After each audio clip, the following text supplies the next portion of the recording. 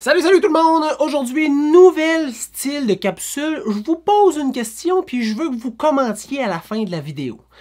Les maisons surévaluées, c'est qui le responsable?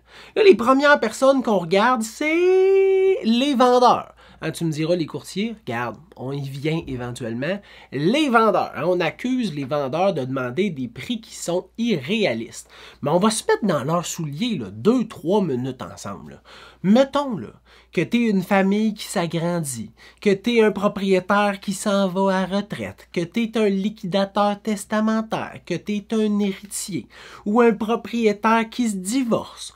Qu'est-ce que tu cherches à avoir? Ben, tu cherches à avoir le maximum possible pour ta maison. Tu sais, les gens, là, ils cherchent à réduire les frais de courtage, réduire les frais de mise en marché, à augmenter le plus possible le profit, parce qu'après ça, ils doivent faire autre chose. Tu sais, une famille qui s'agrandit, souvent, ça va avoir une petite maison, un jumelé, un condo, une maison de ville, puis ça va vouloir une grande maison avec 3-4 chambres sur le même étage, un grand terrain pour faire courir le chien pour que les gens, tu sais, les enfants puissent courir, puis jouer dehors, puis avoir une piscine, puis ça coûte plus cher. Ça coûte plus cher. Les gens qui se divorcent, là, ils veulent récupérer le profit, puis là, il faut qu'ils le divisent à deux. Là, ils veulent pas retourner en loyer, ils veulent pas s'acheter une pick-up, là, tu sais, là, ils veulent s'acheter une belle maison quand même, plus petite. Ils comprennent là, que ils sont rendus tout seuls, mais ils ont quand même besoin d'argent. Puis vu que ça se divise à deux, ben, il faut qu'il y ait du cash dans leur poche. Fait qu'ils cherchent à avoir le meilleur prix possible. Fait qu'on peut-tu vraiment leur en vouloir de profiter de cette hausse dans le marché présentement? Et pense pas que si tu étais dans ses souliers, tu dirais « Ah, moi, la surenchère, j'aime vraiment pas ça, fait que on va y aller là avec tel prix, puis j'accepte pas au-dessus du prix demandé. Moi, je veux le prix demandé, je veux pas plus. » Je pense pas que c'est ça qui arriverait. Fait qu'on peut-tu vraiment leur en vouloir? Non. Les acheteurs blâment aussi les courtiers d'encourager la surenchère. Bon, là, je le sais, il y a eu un cas isolé. Hein? Il y a 17 000 courtiers, je ne sais pas combien il y a de transactions annuelles, là, mais sur là, les milliers de transactions annuelles, là, il y a un faible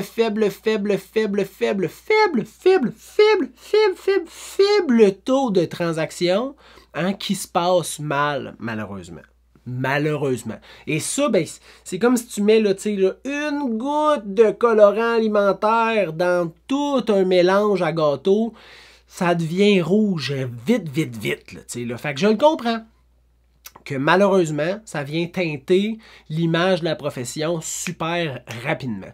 Mais on se rappelle là, que le courtier, il est là pour une chose.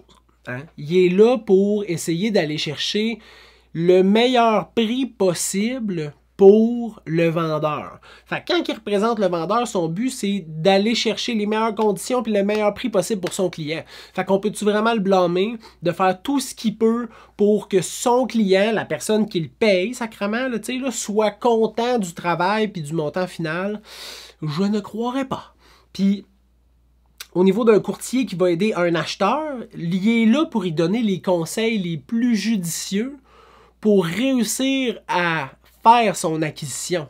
Fait que si la maison est 400 000 puis que le courtier pense que ça risque de sortir des alentours de 430, suggérer d'y aller avec un 436, 441, est-ce que ça augmente la valeur des propriétés? Oui, mais est-ce que c'est dans l'objectif que son client puisse réussir à obtenir sa propriété?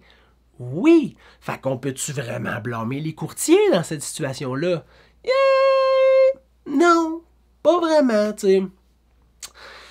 Les guerres d'offres, là, présentement, là, c'est ça qui aggrave la situation et qui augmente la valeur des propriétés, tu sais. Mais ça, c'est basé sur l'offre et la demande. Ça veut dire que le nombre d'offres est inférieur au nombre de demandes. C'est qui le vrai coupable, hein? C'est-tu les vendeurs parce qu'ils mettent pas leur maison en vente? C'est-tu les acheteurs? C'est-tu les entrepreneurs? Hein? Ceux-là qui veulent acheter des portes, puis monter le prix des loyers, puis réduire l'accessibilité à un loyer abordable. Toi, tu penses que c'est qui le coupable? Marque-moi ça en commentaire, peu importe c'est quel réseau que tu utilises pour m'écouter, là, puis on en débat dans une prochaine vidéo. Merci beaucoup! Bye bye!